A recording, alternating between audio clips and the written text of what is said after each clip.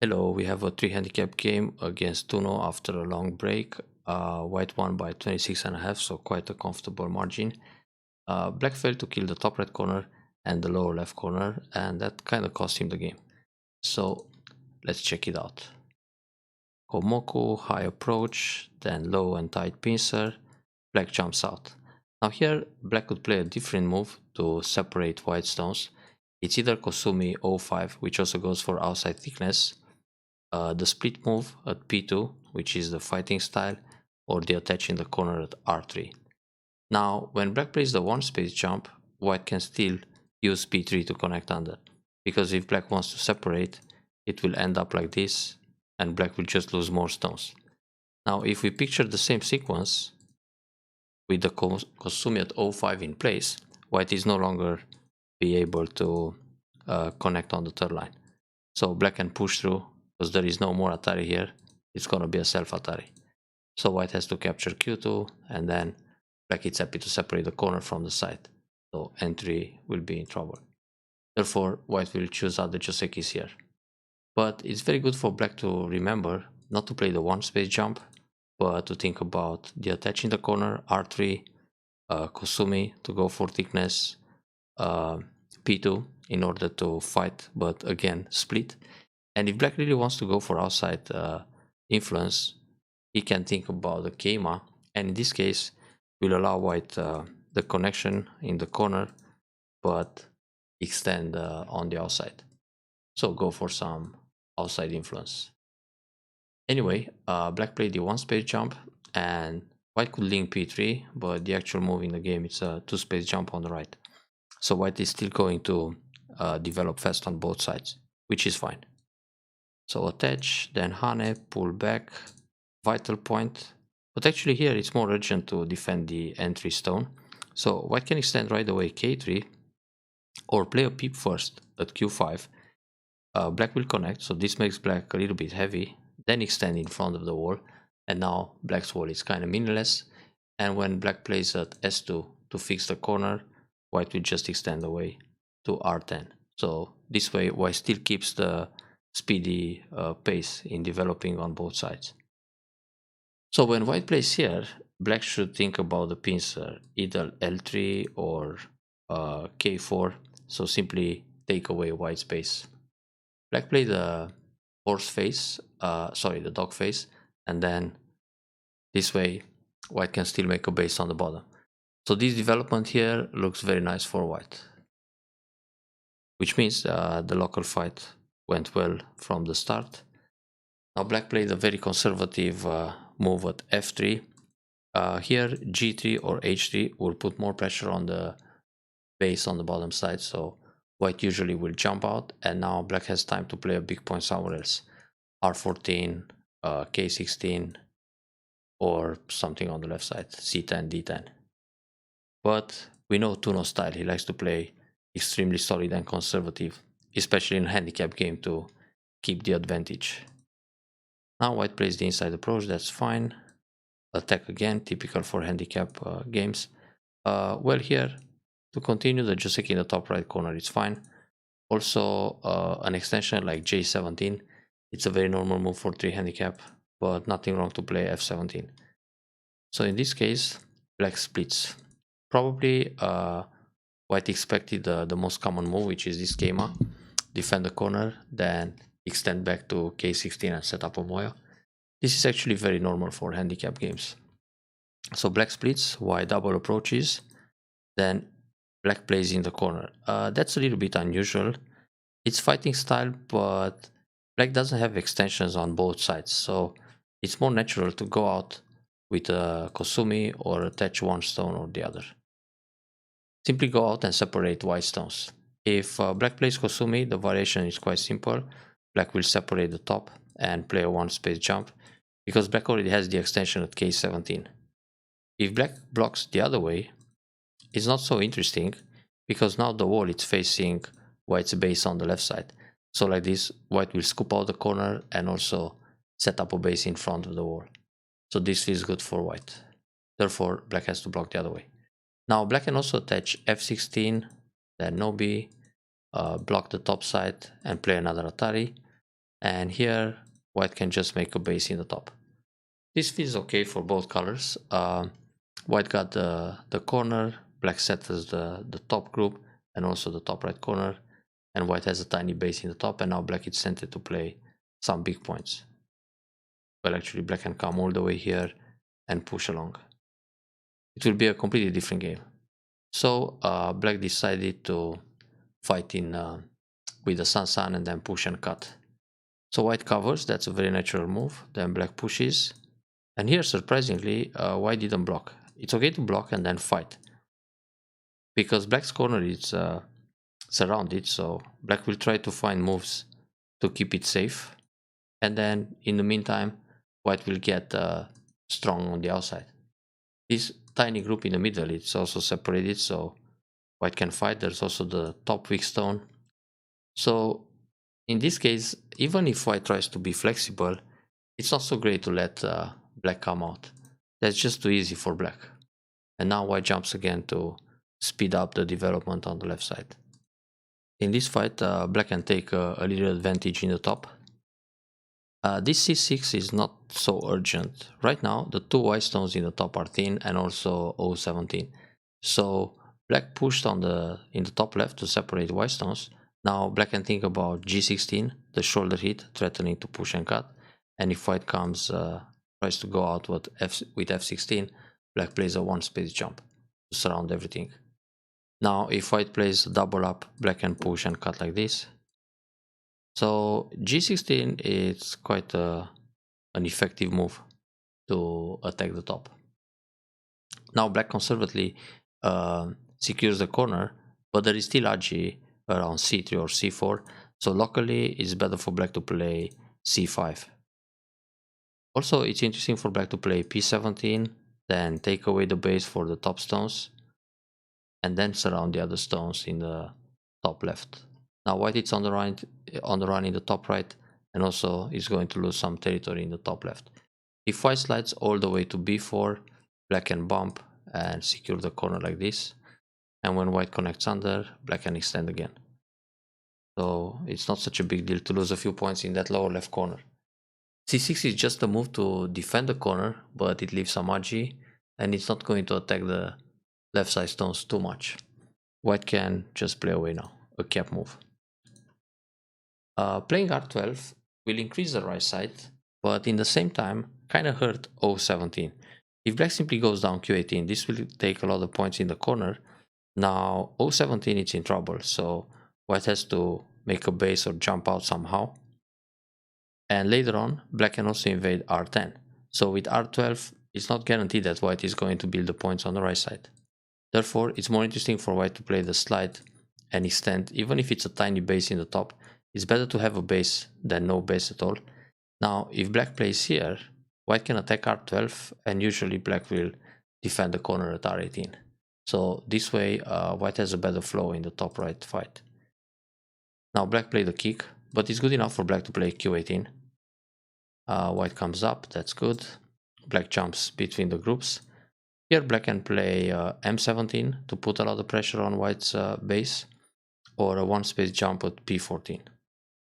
So this way white can still move around kinda freely. A two space jump here would be nice. It's more connected to r12, but white played a one space jump. So black separates, that's not a bad idea. Black can also think about attach, in which case white usually hane, and then there's a cutting point at r11. When white connects here, black jumps out to chase the group, or peep and then go out. Now the top group is heavy. If white jumps again in the top, for example just a one space jump here, black will cut right away on the right side and make some profit. So black can get a lot of points in the corner, just threatening that tiny stick in the top. So black separates like this. Anyway, the idea to separate is good for black. Then white protects the right side, and now black has to get something in the top. Now that black already has a stone at k15, black should consider k15 to, g15 to surround the top stones. If white plays a double up, black will simply no-b, threatening the cut. When white comes out, black will push through. If white plays a bamboo connection, black will surround everything. And now it's a bit difficult for white to live inside. Luckily, this is only one eye. Oh, the group is already dead. Black can play here. So one eye, it means it's going to die. So black just turned, and this turn feels a little bit slow. White can play a peep and then some kind of jump to be flexible and either run out or make life in the top. So this way, white is out. Then in the end, e14 may just end up being a neutral point. So white is playing a Sun invasion as a probe, hoping that black will block here, then hane under, reduce a few points in cente, and then make a base or jump out. But black play with fighting spirit and block this way. Well, it's still a good exchange to see how black reacts, but then white has to do something with his top stones. So first escape, and later come back and try to use the idea of r17. Black can also go down, and then white will try to live in the corner like this. And actually it's possible, because of the cutting point. Very annoying, this cut. So black has to leave white, to let white live in the corner, then try to compensate on the outside, attacking those 3 stones. Therefore, with q17, black really wants to make sure he can kill the corner, but luckily white can use s16 and then simply descend. Now the group will be alive. And again, black has to do something to attack the outside stones. So white pushed, then descends, then hane. So far so good. But this is the J group and it's going to die unconditionally. So normally for white to make this group alive, white has to descend to make more living space. Black will hit the vital point, then attach, Atari, Atari also, and fight the ko. Now here, when white connects like this, black has to connect s17 and it's still a ko fight. If black goes for a snapback, oh, this is still a ko also. With this move, white can Atari. And then if black just captures 2 stones, white will live like this. So black is not happy about this result. Black has to fight the ko and kill everything. So black can cut or play this move and continue the ko fight. Now on this move, black just connects, and when white captures, it's a bulky 5, so everything dies. Therefore, this can turn into a ko. Now when t16 is played, that's the famous J group, like this. So black failed to kill the corner by playing the s18 move. Black should start with a hane in the top. Then when white blocks, there's a Tesuji t18, which takes away the vital point. Now here, if white plays this move or s18, black simply descends. When white tries to make an eye, throw in, and then falls the eye. But in this position, having the stone at r12, white will try the hane to connect to the right side. So here, black usually will pull back to eliminate the ko. Then it works to play s17 or s18, because when black plays Atari t13, it's going to be a ko fight. So throw in, capture, and then fight the ko to live in the corner. So in this case, the corner is not going to die unconditionally because of the r12 stone that can help the fight a little bit. So but white has positive circumstances here, but the way black played just forced the life. So this was a life without a ko, and black kind of failed. I mean, black lost all the points in the corner and didn't compensate much. That's a pity. Yeah, so black had to come back and protect against the cutting point. White can probably think about some flexible shape here. So when black pushes through, just Atari, push from behind, and go out in a nicer shape. It's still a stick like this, and it can be dangerous. But it seems that black wants to stay alive too. So white got out anyway. This move is not necessary. If black pushes, white blocks, and that's it. The group in the top is still in danger, and the other stones at f17. So more interesting to do something here and escape. if black pushes q11 and then cuts, just Atari and go down, so nothing happens. Playing this move, it's a 1 point block. Actually, one should think about another one space jump, and then when black pushes, get ahead. So this will induce the defense on the right side, and there's nothing to worry about this push. So that was a little bit slow. The PP is good. Try to do something with the top. Yeah, very flexible. It's okay to block and give up the stone, because black really worked hard for capturing one stone, and if this happens, after all those forcing moves, white is quite safe in the top now. So sacrifice one stone is fine, but this shape is good too. Black will probably get the stone and white can play away. Yeah, good idea, but right now white should play some moves to connect his stones in the top. Maybe black will panic more and extend again here. So invade the corner. Usually, when black has this double Keima in the lower area, he can think about a Kosumi and still try to kill without a co-fight. So if this happens, but the problem is white can cut. Okay, there's Aji, difficult to kill without ko. So in the end, it will be this kind of ko anyway. So yeah, that double Keima didn't help so much. It should have been c5 instead of c6. So if black blocks the corner like this or like this, it's going to be a ko. And it seems even if black plays b5, because white has the stone on the outside at c8, it's going to be difficult to kill unconditionally. So usually here, when black blocks at c4, white should either push d3 or play Kosumi d2 first. And after this, Hane at b4, and then hanging connection b2 and go for the ko fight. So there will be a ko in the corner. It's not an unconditionally kill for black. So black blocks. When white plays here, it's a bit different.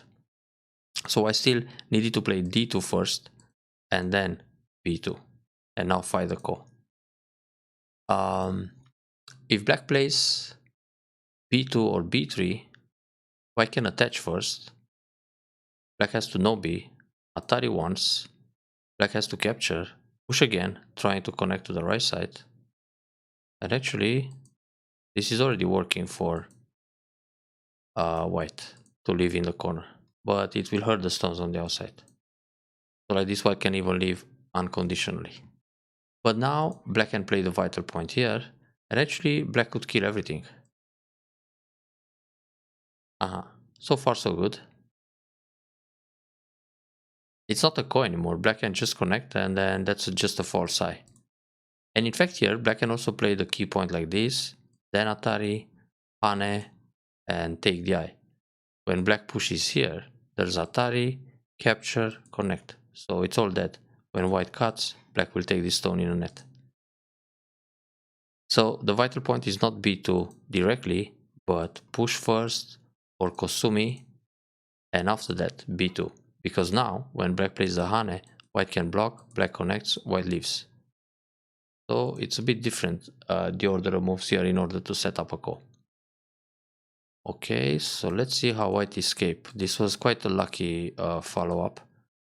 Black played here, that's good. Extend. And well, with this move, white is trying to set up the cut at h3. So black should pay attention. Actually, black can take the ko now. And on this cut, just take the corner because there are only 2 liberties. And even if white goes down, black will connect. It's 4 against 2. So now white has to seek for compensation in the middle. So black double up. Yeah, this is also stylish. White cuts, very good. Atari, yeah, this got black into trouble. So black should play Atari here. And then think about this Nobi. And locally, well, continue the ko or just make a lot of liberties for the bottom group.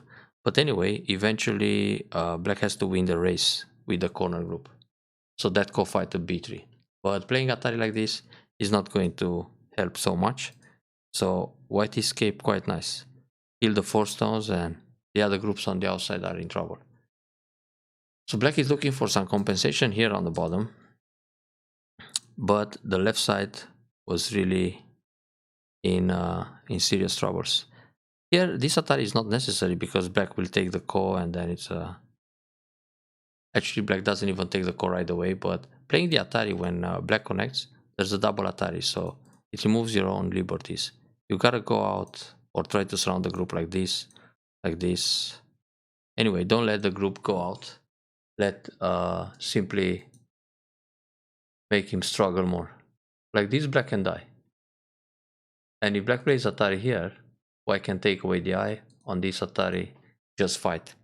Because this Atari on the outside, they don't matter so much, because white can easily capture 2 stones. So black could kill pretty much the entire left side. Now black has to go out. It's okay to connect solid.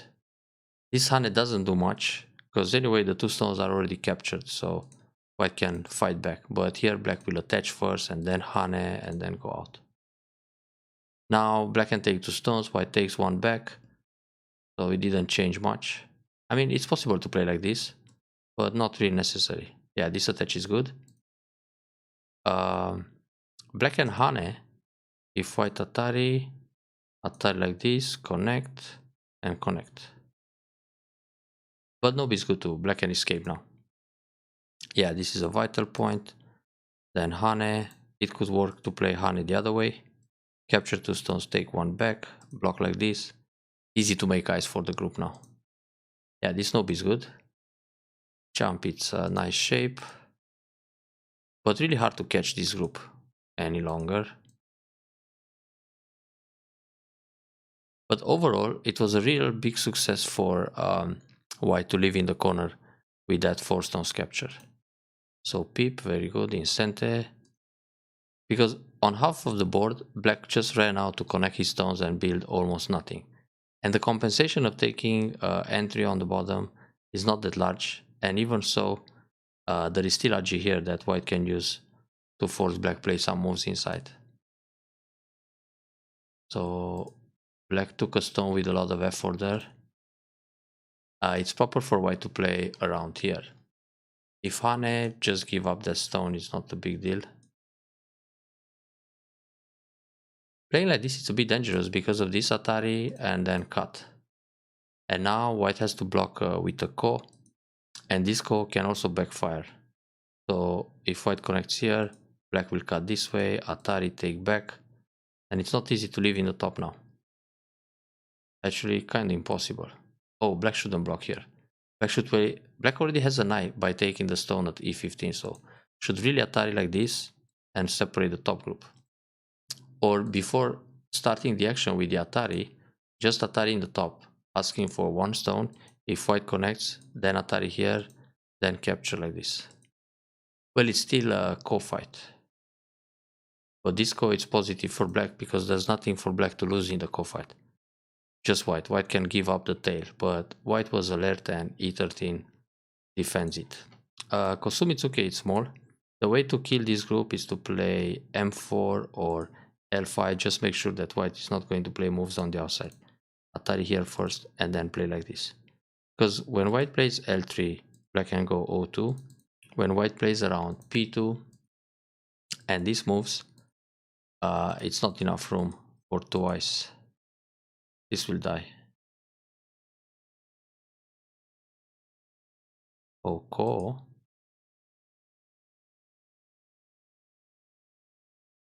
Ko can be a problem.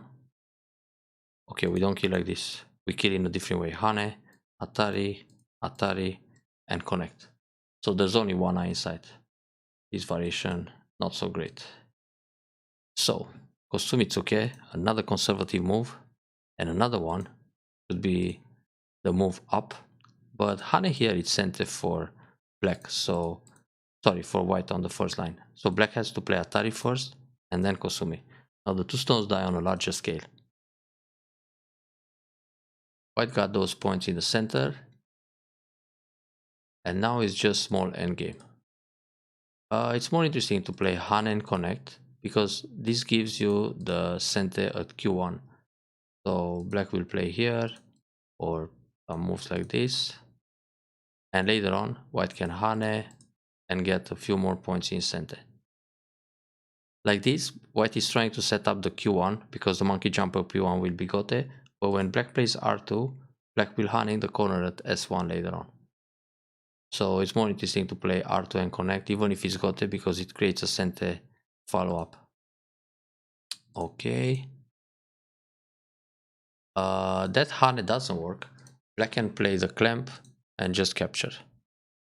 So normally, and this is quite a fundamental endgame sequence, just pull back at e18 first and later play the hane on the first line in center.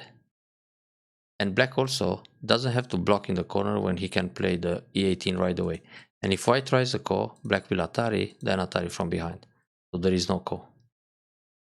Now when white played here, black shouldn't protect the corner, but again play e18, then atari. And on this move, hane and take, because it's a snapback like this, or just take right away. So like this, black will get some extra points, punish white, and black doesn't have to waste the stone inside at b17. Playing here, it was slow, and white got to connect. So white got away a bit lucky there. Now j1 wasn't sent anymore because black has a stone at l3, but at least white, black didn't get to play h1 in center. Go down. Here it's better for black to play the clamp and atari, then connect. But now, no matter what black does, it's hard to come back this game. White can atari first and then connect. For this connection, we gotta check if it's really necessary, because black has atari, then the net doesn't work, white will connect, and if more ataris, in the end, those black stones are trapped inside. So white doesn't always have to connect at s10 as a reflex move, should read it out all the time.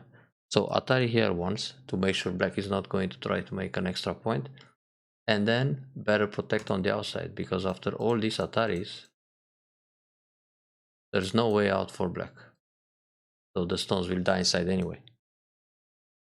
So every time you decide or you connect in gote on the second line like s10, s9, you should check if it's really necessary. So gotta read it out as an exercise.